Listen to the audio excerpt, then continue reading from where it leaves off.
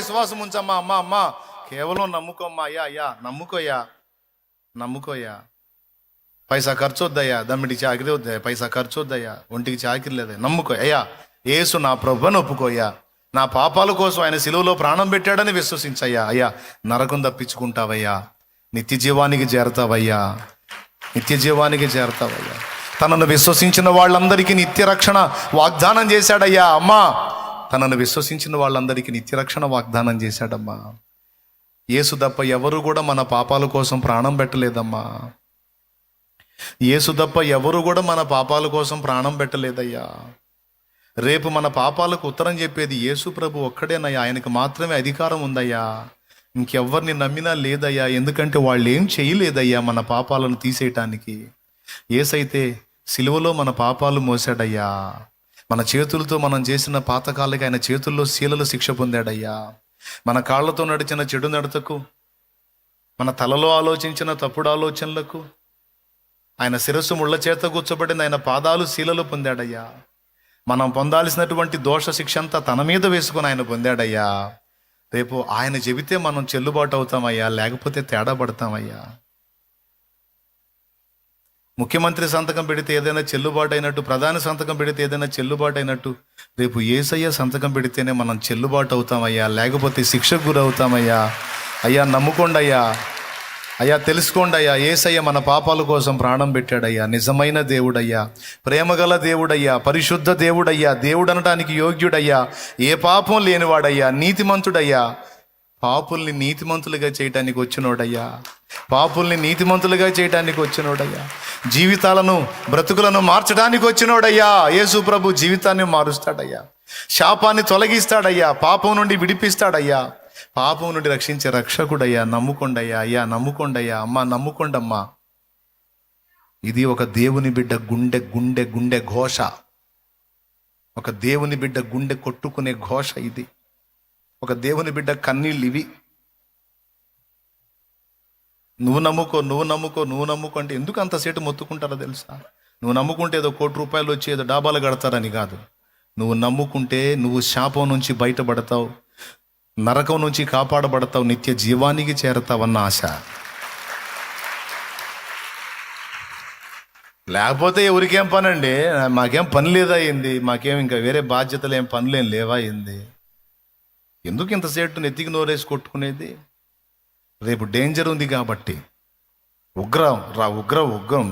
ఉగ్రత రాబోతుంది. తప్పించుకుంటారని చెప్తున్నాం, భయపెట్టట్లా, బ్రతిమాలుతున్నాం, ఆజ్ఞాపించట్లా, రక్షణ పొందమని అర్థిస్తున్నాం ప్రేమతో. ఎంతమందికి అర్థమైందండి నేను చెప్పింది? ఏలయనగా మనకు శిశువు పుట్టెను, మనకు కుమారుడు అనుగ్రహింపబడను. యేసుతో పాటు మనకి ఏమేమి అనుగ్రహించబడ్డాయి వరుసగా చెప్తా. యేసయ్య సుగుణాల సంపన్నుడు. యేసుతో పాటు మనకి ఏం అనుగ్రహించబడ్డాయి? యేసుతో పాటు మనకు రక్షణ అనుగ్రహించబడింది. చూడండి, మత్తయి సువార్త మొదటి అధ్యాయము 21వ వచనం చదువు.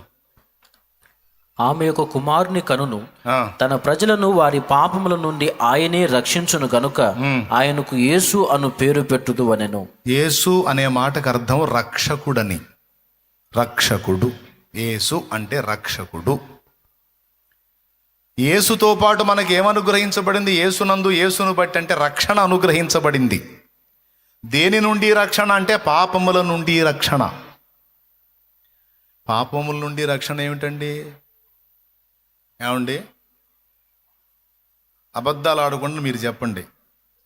మన బజార్లో ఎవడైనా విపరీతంగా పాపం చేస్తా, దుర్మార్గంగా తిరుగుతా, విచ్చలవిడిగా బతుకుతా, బజారు మొత్తానికి ఒక రౌడీలాగా తయారై ఎవడికి మనశ్శాంతి లేకుండా చేస్తున్నాడు అనుకో, నువ్వు అబద్ధం ఆడకుండా నిజం చెప్పు. నువ్వేమంటావు వాడిని? అక్కడ నువ్వు కూడా చెప్పొచ్చు. నువ్వేమంటావు చెప్పు. వాడిని నువ్వేమంటావు? వీడింత పాపం చేస్తున్నాడు రా, వీడింత దుర్మార్గం చేస్తున్నాడు, ఖచ్చితంగా ఆడి పాపం వాడి గొట్టిద్దిరా అంటావా అనవా? అబద్ధాలు ఆడకుండా చెప్పడం. ఇంత దుర్మార్గం చేస్తున్నాడు, ఇంత మిడివేలంగా ఊరేగుతున్నాడు, ఇది మంచిది కాదు. వీడు ఇంత పాపం చేస్తున్నాడు, ఇంత బరి తెగించి తిరుగుతున్నాడు, ఇది మంచిది కాదు. ఖచ్చితంగా ఆడి పాపాలన్నీ అడిగి తగులుతాయి. ఓకే ఓకే నీ మాట నెరవేరి సడన్గా వాడు తెచ్చాడు అనుకో, అప్పుడేమంటావు? ఫస్ట్ నీ నోటి నుంచి వచ్చే డైలాగ్ అని చెప్పు, అబద్ధాలు ఆడకుండా చెప్పమన్నా. ఏమంటావు? కొట్టిందిరా, పండిందిరా, ఫస్ట్ డైలాగ్ అది. అయ్యయ్యో చచ్చిపోయాడా అనో, చచ్చిపోయాడా, పాపం పండిందిరా, కొట్టిందిరా, ఆడిదాడి కొట్టిందిరా అంటావు. అంటావా అన్నవా? ఎంతమంది అంటారో చేతులు ఎత్తండి. చాలామంది అబద్ధాలు ఆడుతున్నారు, షో చేయొద్దు. నిజం, నాకు ఉన్నది ఉన్నట్టు చెప్పండి. చెప్పండి, అంటారా అనరా? ఏమంటారు? ఆడిదాడికి, ఆడి పాపం వాడికి తగిలిందిరా, ఆడి పాపం తగిలిందిరా. అంటే పాపానికి ఉన్న శక్తి ఏమిటో తెలుసా? పాపం పట్టుకుంటుంది, పాపం పట్టుకుంటుందండి. ఎంత పట్టుబట్టిదో తెలుసా? ఆ పాపం యొక్క ఫలితం భూమి మీద నెమ్మది ఉండదు, చచ్చాక నరకం. ఆడికి తీసుకెళ్లేదాకా పట్టుకుంటుంది పాపం. పాపాన్ని తక్కువ అంచనా వేయొద్దు, పాపంతో చేతుల్లాడొద్దు. పాపాన్ని తక్కువ అంచనా వేయొద్దు. ఏముందిలే అనుకుంటారు కొంతమంది. అనుకో, ఏం పోయింది, ఎన్నాళ్ళు ఉంటావు, అర్థమైద్దిగా తర్వాత అయినా నీకు నా షాప్ ఏందో. దేవునికి స్తోత్రం. పాపం పట్టుకుంటుందండి. ఆ మాట బైబిల్లో ఉంది, మీ పాపము మిమ్మును పట్టుకొనును అని రాసుంది. ఇంకొకటి తెలుసా? పాపం వాకిట్లో పాములాగా పొంచుంటుందని కూడా రాశాడు. చేయాల్సినటువంటి సత్క్రియలు మనం చేయకపోతే, వాకిట్లోకే వచ్చి ఉంటుందంట పాపం. కొంతమంది నా దగ్గరకు వచ్చి, అన్నా నాకు ఊరక పిచ్చి పిచ్చి ఆలోచనలు వస్తున్నాయి, పాపపు తలంపులు వస్తున్నాయి, పాపపు ఆలోచనలు వస్తున్నాయి, పాపపు క్రియలు చేయాలనిపిస్తుంది, దేవుణ్ణి దూషించాలనిపిస్తుంది, నాకేందో ఊరక ఇట్లాంటి ఆలోచనలు వస్తున్నాయి అని అడిగిన వాళ్ళు ఉన్నారు నన్ను. అప్పుడు నేను చెప్పాను, ఏం చెప్పాను తెలుసా? మంచి సలహా ఒకటి చెప్పా, ఖాళీగా ఉండవాక అని చెప్పా. దేవునికి స్తోత్రం. ఏం చేయవాకు? ఖాళీగా ఉండవాకు. సత్క్రియ చేయని ఎడల, నువ్వు చేయాల్సినటువంటి సత్క్రియలు, మంచి పనులు ఏదో ఒకటి కల్పించుకొని నువ్వు బిజీ షెడ్యూల్లో ఉండాలి. నువ్వు ఖాళీగా కూర్చొని దీర్ఘాలు తీసావనుకో, అది వాకిట్లోకే వచ్చి పొంచి ఉంటుందంట. ఏంటిది అది? పాపం. కావాలంటే మీరు ట్రై చేసి చూడండి. ఆల్రెడీ ఇప్పటికి కొంతమందికి అనుభవం ఉంది. ఏ పని పాట లేకుండా బెడ్ మీద ఊరక పండుకొని తర్రే అని ఆలోచిస్తా ఉండు. నువ్వు, నీకేం తలంపులు వస్తాయో చెప్పు నాకు. చెడిపోయిన తలంపులు వస్తాయా, మంచి మంచి ఆలోచనలు వస్తాయా? చెడిపోయినయే వస్తాయి అన్నోళ్ళు చేతులు ఎత్తండి. యథార్థవంతులు జెంట్స్ అట్నే ఉంచండి. ఏందమ్మా మీరు అమ్మా? మరి ప్రతి ఒక్కరికి ఆ శోధన. ఏ పని లేకుండా ఖాళీగా ఉండు నువ్వు, ఊరకుండు. ఏం ఆలోచనలు వస్తాయి చూడు. సత్క్రియ చేయని ఎడల వాకిట్లో పాములాగా పొంచి ఉంటుందట పాపం. ఏమన్నా తెలుసా? రా, ఖాళీగా ఉన్నట్టున్నావుగా, నన్ను కలుసుకో, ఖాళీగా ఉన్నట్టున్నావుగా, నన్ను పిలువు అని పాపం వాకిట్లో ఉండి పిలుస్తుందట. ఆ మాట నేను చెప్పలా. ఆదికాండం 4వ అధ్యాయం 7వ వచనంలో దేవుడే, సాక్షాత్తు దేవుడే చెప్పాడు. నీవు సత్క్రియ చేసిన ఎడల నీ తలనెత్తుకొనవా, సత్క్రియ చేయని ఎడల వాకిట పాపము పొంచి ఉండును, నీ ఎడల దానికి వాంఛ కలుగును, నీవు దానిని ఏలుదువనెను. వాకిట్లో ఉన్న పాపం నీ దగ్గరకు రావడానికి ఎంతసేపు అయ్యా పెద్ద మనిషి? బాయ్, వాకిట్లో ఉన్న పాపం నీ దగ్గరికి రావడానికి ఎంతసేపు? ఊరి గవిన్లో ఉంటే ఓయబ్బా అది వచ్చేటప్పటికి టైం పట్టిదిలే, ఈ లోపు నేను లేచిపోతాను అనుకోవచ్చు. వాకిట్లోకి వచ్చిన పాపం ఇంట్లో రావడం ఎంతసేపు? వాకిట్లో ఉన్న పాము లోపల గదిలో ఉన్న నీ దగ్గరకు వచ్చి నిన్ను కాటేయటం ఎంతసేపు? అది చెప్పాడు ఇక్కడ వాక్యంలో. ఖాళీగా ఉంటే, సత్క్రియ చేయకపోతే వాకిట పాపం పొంచి ఉంటుంది. పాపం యొక్క లక్షణం పొంచి ఉంటుందట అది. రెండవది, మీ పాపము మిమ్మల్ని పట్టుకొనును అన్నాడు. చూడండి, సంఖ్యాకాండం 32:23 ఆ వచనం చదువు. సంఖ్యాకాండం 32:23 వచనం చూడు.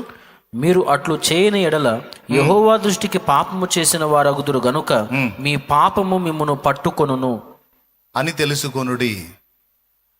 పాపానికి ఉన్న లక్షణం ఏంటో తెలుసా? అది పట్టుకుంటదే. అది పట్టుబట్టిందా, ఆ పాప బంధకాలలో నుంచి విడుదల పొందటం అంత తేలిక కాదు. ఇప్పుడు ఆ పాపాల నుంచి బయటపడటానికే పాపం నానా బాధలు పడుతుంది జనం బయట. తలనీలాల దగ్గర నుంచి కాళ్ళకి చెప్పులు లేకుండా పడాల్సిన పాటలన్నీ పడుతున్నారు. ఎందుకయ్యా ఈ బాధ అంటే పాపాల నుంచి బయటపడటానికయ్యా. ఎందుకమ్మా ఈ బాధ? పాపాలన్నీ గడిగేసుకోవటానికయ్యా. ఎందుకు ఇన్ని యాత్రలు? పాపాలు గడిగేసుకోవటానికి. అందరికీ ఉంది పాపాన్ని గూర్చిన స్పృహ. అందరి స్వాపాదే, ఈ పాపాల నుంచి పాపాలు వదిలించుకోవాలి, ఈ పాపాల నుంచి బయట. వదిలించుకోకపోతే ఏమైంది? బయట పడకపోతే ఏమైంది అంటే పట్టుకుంటాయి. మనం ఏమనుకుంటాం? నీళ్ళలో మునిగినట్టు పడిపోయినాయి అనుకుంటాయి. అడిగిపోయేది. ఎర్రి పుచ్చకాయలో చేదే పోదు, కాకరకాయలో చేదే పోదు నీళ్ళలో ముంచి లేపితే. మనలో పాపం ఎట్టబోయిద్ది? పాపం పోవాలంటే ఒకే ఒక్క మందు ఉంది, అది యేసు రక్తము.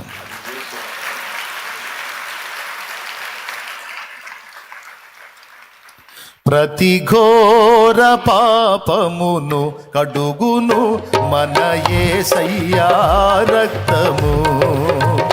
ప్రతి ఘోర పాపమును కడుగును మన యేసయ్యా రక్తము. బహు దుఃఖములో మునిగెనే, చెమట రక్తముగా మారెనే. బహు దుఃఖములో మునిగెనే, చెమట రక్తముగా మారెనే. యేసు రక్తము రక్తము రక్తము, యేసు రక్తము రక్తము రక్తము. అమూల్యమైన రక్తము, నిష్కళంకమైన రక్తము. అమూల్యమైన రక్తము, నిష్కళంకమైన రక్తము. యేసు రక్తము రక్తము రక్తము.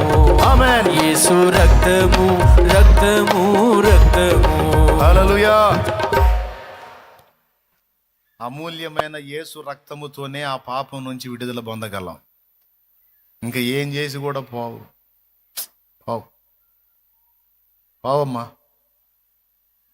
ట్రై చేసి చూడు, తిప్పలబడు, పడ్డావుగా ఇప్పటిదాకా.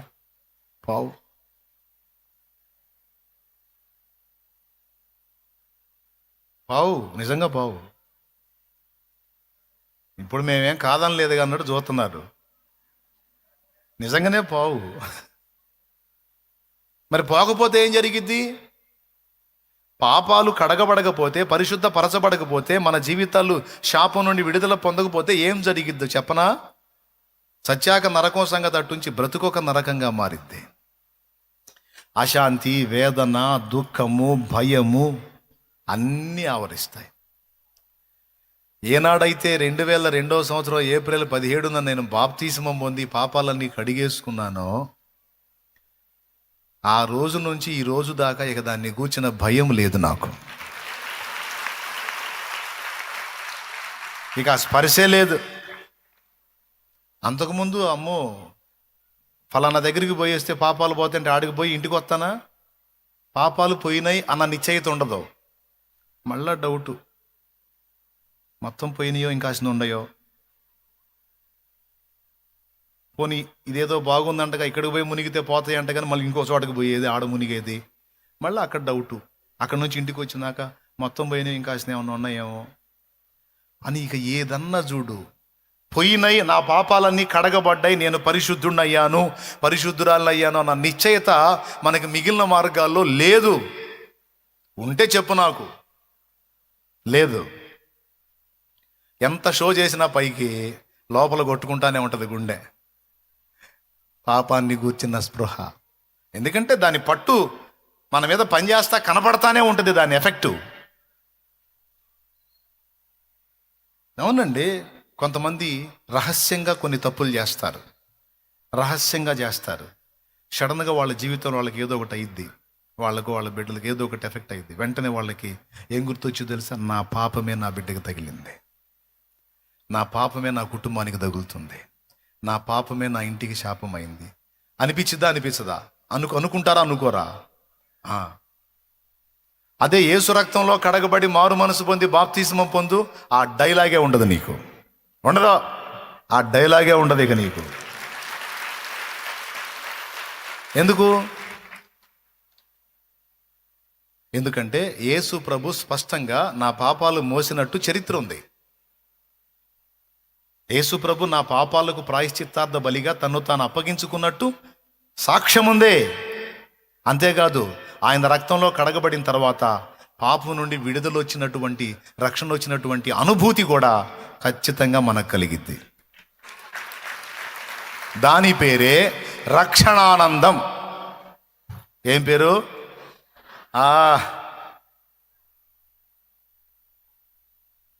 నాట్యమాడేను నాంతరంగము, ఇది రక్షణానంద భాగ్యమే.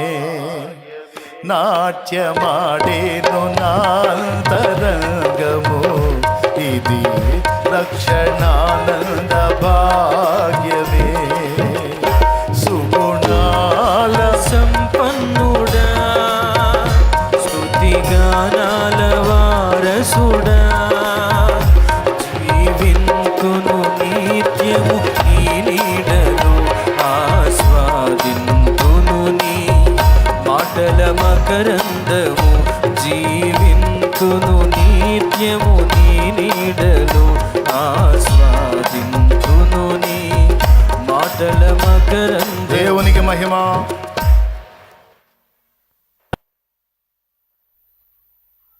ఎంతమందికి ఆ నిశ్చయిత ఉందండి? అన్నా, నేను బాప్తిస్మం పొందిన తర్వాత నాకు రెండు అర్థమైనాయి. నా పాపాలు పోయినాయి అనే సంగతి నా ఆత్మకు అర్థమైంది, అండ్ దాని విడుదల, రక్షణ ఆనందం కూడా నేను అనుభవిస్తున్నాను అన్నోళ్ళు చేతులు ఎత్తండి. అది ఎన్ని చేతులు లేచినాయో చూడండి. నేను 2 చేతులు ఎత్తి చెప్తాను. నా రక్షణ నిశ్చయం అండి, నా రక్షణ నిశ్చయం. పాపం యొక్క బలము మీద పాపం యొక్క బలము విరగొట్టబడింది. నా ప్రభు దాని నుంచి నన్ను రక్షించాడు. స్తోత్రం. ఎట్టబట్టుకుంటుందో అది లోతట్టు ప్రాంతాలకి ఇది కొట్టుకొస్తున్నాయి. పైన ఉన్న ఊళ్ళు ప్రజలు బతికారులే కానీ వాళ్ళ సామాన్లు అవన్నీ కొట్టుకుపోతుంది, నదిలో కొట్టుకుపోతున్నాయి. కొట్టుకుపోతుంటే అడవుల్లో నుంచి కలప దొంగలు కాదు, దొంగలు అంటే తెలుసా? మొద్దులు, టేకు మొద్దులు, అట్లాగా పైనుంచి ఆ అడవుల్లో నుంచి అవి కొట్టుకొస్తున్నాయి నదిలో. అలాగే ఆ పై వాళ్ళ సామాన్లు కొట్టుకొస్తున్నాయి నదిలో. నీ బోటోళ్ళు అందరూ ఒడ్డు నుండి గడకట్టెలు, పొడుగాడు గడకట్టెలు పెట్టుకొని దొరికినట్టు లాక్కుంటున్నారు, ఒడ్డుకి దొరికినట్టు లాక్కుంటున్నారు. ఒకడున్నాడు పాపం, వాడు పొద్దుగూకులు లాగినా పప్పు గుత్తులు కత్తిపేటలే వస్తున్నాయి అంట. వాడికి పప్పు గుత్తులు, కత్తిపేటలు, ఉల్లిపాయ పొట్టలు ఇవే వస్తున్నాయంటే ఎన్నిసార్లు లాగినా వాడి సరైన సామాను ఒకటి కూడా రాలా. కొంతమందికి ఏమో టేక్ మొద్దులు దొరికినాయి లాక్కుంటున్నారు. ఏముంది, ఒక పెద్ద టేకు మొద్దు దొరికిందంటే 1000 రూపాయలే. ఒక్కొక్కడికి మంచి మంచి సామాన్లు దొరుకుతున్నాయి, లాక్కుంటున్నారు. వీడికేమో ఎన్న లాగు పాపం. ఉల్లిపాయ పొట్టలో, కత్తిపేటలో, పప్పు గుత్తులన్నీ ఈ తక్కువ సరికే వస్తుంది. ఇప్పుడు అయితేనే ఉల్లిపాయ పొట్టలో, కత్తిపేటలో, పప్పు గుత్తులు అయితే ఏమైందంట? ఊరకొచ్చే లాక్కో, ఊరకొచ్చేయగా నువ్వు డబ్బులు పెట్టి ఏమన్నా కొంటున్నావా, ఏమన్నా కష్టపడి సాధించావా? కొట్టుకొని వస్తనే లాక్కో, వచ్చేనాటికి నీకు కూడా మంచిది ఏదో ఒకటి వచ్చిద్ది. ఆహా, వీడికి తపన ఆగలా. అక్క ఇట్లా కాదని ఆ గడకట్ట పక్కకు పడేసి చొక్కా తీసేశాడు. తీసేసి ఇక గెటప్ వేసాడు. ఇక ఈతగాడి గెటప్ వేసాడు. ఈతగాడు ఈతగాడు మనోడు ఏం ఫిక్స్ అయ్యాడంటే ఆ నదిలో ఈదాలని ఫిక్స్ అయ్యాడు. ఒడ్డునున్నోళ్ళు చెప్పారు, అరే ఎందుకురా, ఏదో వచ్చినే లాక్కోక ఎందుకురా, నది ఆవంతున బారుతా ఉంది, సాహసాలు ఎందుకురా అని అంటున్నారు. మీకేమరా మీరు అట్నే మాట్లాడతారు, వాడికేమో టేక్ వచ్చింది, నీకేమో సామాన్లు వచ్చినాయి, వీడికేమో ఇవి వచ్చినాయి, నాకేందిరయ్యి. కాదు నేను ఏదైనా దిగి మంచిదాన్ని పట్టుకొచ్చుకుంటానని ఫిక్స్ అయ్యి ఎదురు చూస్తూ ఉంటే ఒక నల్లటి మూట కొట్టుకుంటూ వస్తుందంట నదిలో నుంచి. నల్లటి మూట నడేట్లో కొట్టుకొస్తుంది. వీడికి ఇంకా ఆశ కలిగింది, ఈ మూట పట్టుకొచ్చుకున్నానంటే ఈ దెబ్బతో ఇక నా కష్టాలన్నీ పోతాయి రాబాయ్ అని ఫిక్స్ అయ్యాడు. అల్లంత దూరంలో ఆ మూట కొట్టుకుంటూ వస్తుండగా ఈడు ఇక ఇక్కడ దూకి వెళ్ళాడు. ఇక దాని దగ్గరికి వెళ్ళాడు. అది వస్తూ ఉంది. పొయ్యి ఆ మూట మీద అలా చెయ్యేశాడు. అంతే. ఆ మూట ఇటు తిరిగి ఇటు పట్టుకుంది. ఎందుకంటే అది మూట కాదు, బతికున్న ఎలుగుబంటి. అది బతికున్న ఎలుగుబంటి.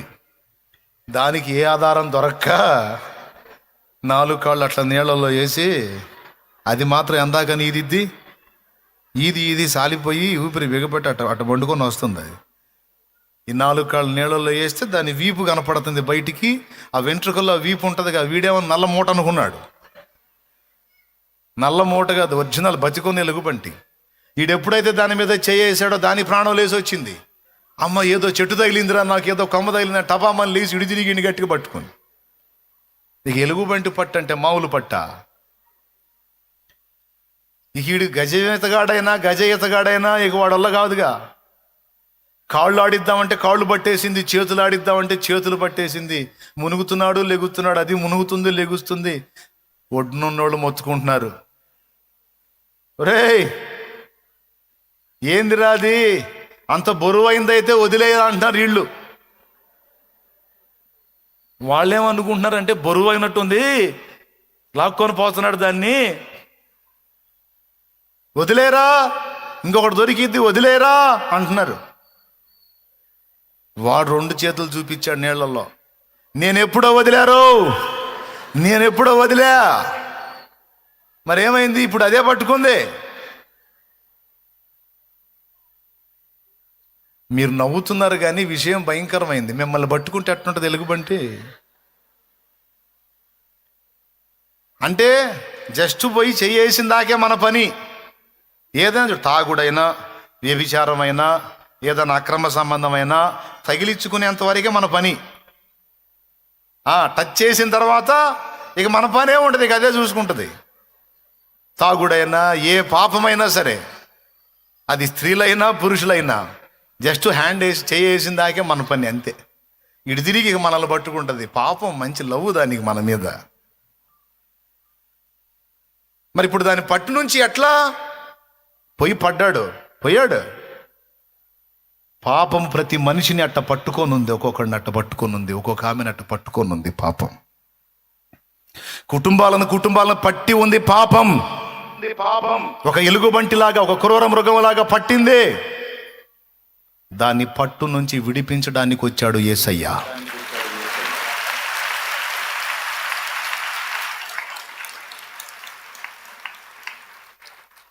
మనసాక్షిని శుద్ధి చేయును మన యేసయ్య రక్తము. మనసాక్షిని శుద్ధి చేయును మన యేసయ్య రక్తము. మన శిక్షను తొలగించెను,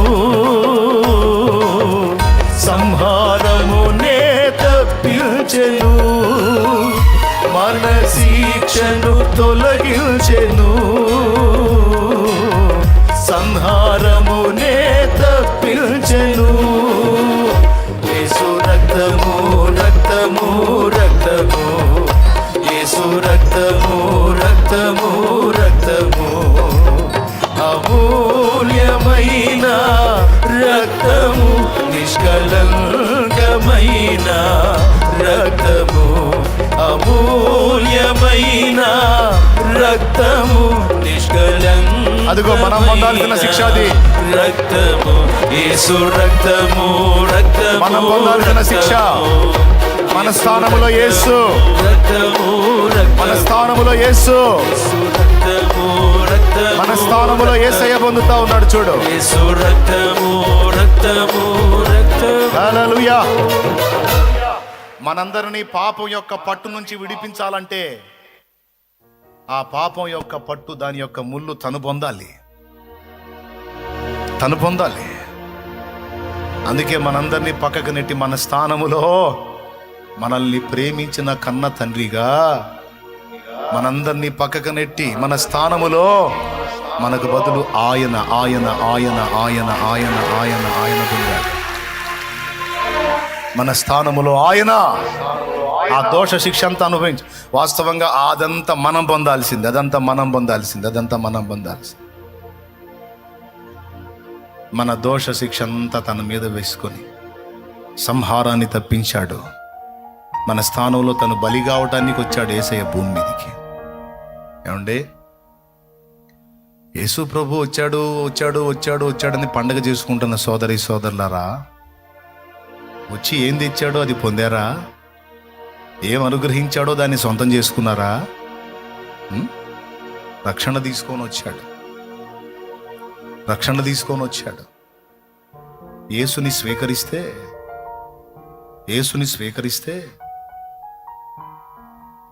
యేసు అనుగ్రహించే రక్షణ కూడా దొరుకుతుంది. పాపము నుండి విడుదల దొరుకుతుంది. మనసుకి శాంతి లభిస్తుంది. ఆత్మకు రక్షణ నిశ్చయత దొరుకుతుంది. దేహానికి స్వస్థత లభిస్తుంది. హృదయంలో సమాధానం లభిస్తుంది. జీవితానికి విలువ దొరుకుతుంది. బ్రతుకుకు ఒక గమ్యం దొరుకుతుంది. నడవటానికి సరైన మార్గం దొరుకుతుంది. యేసుక్రీస్తు ద్వారా, యేసుక్రీస్తు నందు ఎన్ని అనుగ్రహించబడ్డాయో తెలుసా? యేసుక్రీస్తుని జీవితాల్లోకి స్వాగతించకుండా పాపంలోనే ఉండి ఎన్ని క్రిస్మస్లు చేస్తే ఆయనకి సంతోషం చెప్పు. యేసు ప్రభువా, ఈరోజు నువ్వు పుట్టినరోజు అంటగా, అందుకని నేను నీ చర్చికి వచ్చాను ప్రభువా అని నువ్వు అంటే ఆయన ఏమంటాడు తెలుసా? అమ్మా, నేను ఎందుకు వచ్చానో నీకు తెలుసరా అంటాడు. నేను ఎందుకు వచ్చానో నీకు తెలుసా అమ్మా? నా పుట్టినరోజు అని వచ్చావా? నా బర్త్డే అని వచ్చావా? నేను ఎందుకు వచ్చానో తెలుసా? ఎవరి కోసం వచ్చానో తెలుసా? నీ కోసమే వచ్చానమ్మా. నీ పాపాన్ని మోయటానికే వచ్చానమ్మా. నీకు బదులు నీ స్థానంలో చనిపోయి తిరిగి లేవడానికి వచ్చానమ్మా. నేను నీ కోసమే వచ్చాను. నీ దెబ్బలు తినటానికి వచ్చాను. నీ కర్మలు మోయటానికి వచ్చాను. నీ పంచమహాపాతకాలు నా మీద వేసుకుని అనుభవించడానికి వచ్చాను. నేను ఎందుకు వచ్చానో తెలుసా? నీకోసమే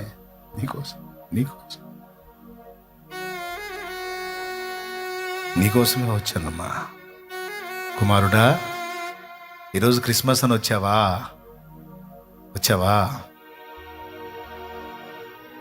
నేను భూమి మీదకి వచ్చానని ఆ రోజుని సెలబ్రేట్ చేసుకోవడానికి వచ్చావా? నేను ఎందుకు వచ్చానో తెలుసా నా కుమారుడా? నీకోసమే వచ్చాను. నీకు బదులు నీ స్థానంలో నీ శిక్ష పొందడానికి వచ్చాను. పాపం నుండి నిన్ను విడిపించడానికి వచ్చాను. కానీ నేను ఇచ్చిన ఆ రక్షణను నువ్వు స్వాగతించవు. నేను చేసిన సిలువ యాగాన్ని నువ్వు లక్ష్య పెట్టావు. బర్త్డే అని నాకు పుట్టినరోజులో నువ్వు ఒక పూట వచ్చి కనబడితే ఒరిగేదేముంది? నీకు ఏముంది? నేను పొందిన ఆ శిక్ష ఎవరిది?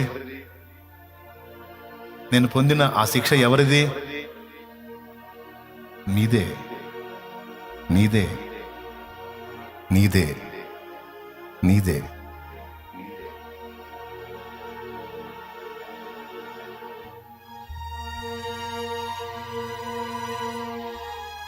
యేసు ప్రభునందు చాలా ఉన్నాయండి. యేసు ప్రభు ద్వారా మనకు లభించేవి చాలా ఉంది. రక్షణే కాదు, మనశ్శాంతే కాదు, స్వస్థతే కాదు, నిత్య జీవమే కాదు, అద్భుతమైన గమ్యమే కాదు, మంచి మార్గమే కాదు, ఇంకా చాలా ఉన్నాయి యేసునందు మనకు లభించేవి. అవన్నీ తీసుకొని వచ్చాడండి యేసయ్య.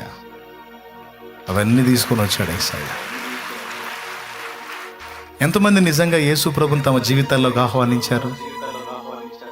ఎంతమంది నిజంగా యేసు ప్రభుని తమ జీవితాల్లోకి ఆహ్వానించారు? నిజంగా ఎంతమంది మారు మనసు పొందారు? ఎంతమంది పాపాన్ని అసహించుకున్నారు? ఎంతమంది మారు మనసు పొంది బాప్తిస్మం పొందారు? నేను చెప్తున్నాను, మారు మనసు పొంది ఆ పాపాలన్నీ కడగబడు నిమిత్తము, కడగబట్టం అంటే అవన్నీ యేసు ప్రభు మీద మోపబడు నిమిత్తము బాప్తిస్మం పొందుట ద్వారా ఆయనకు సంతోషం కలుగుద్ది.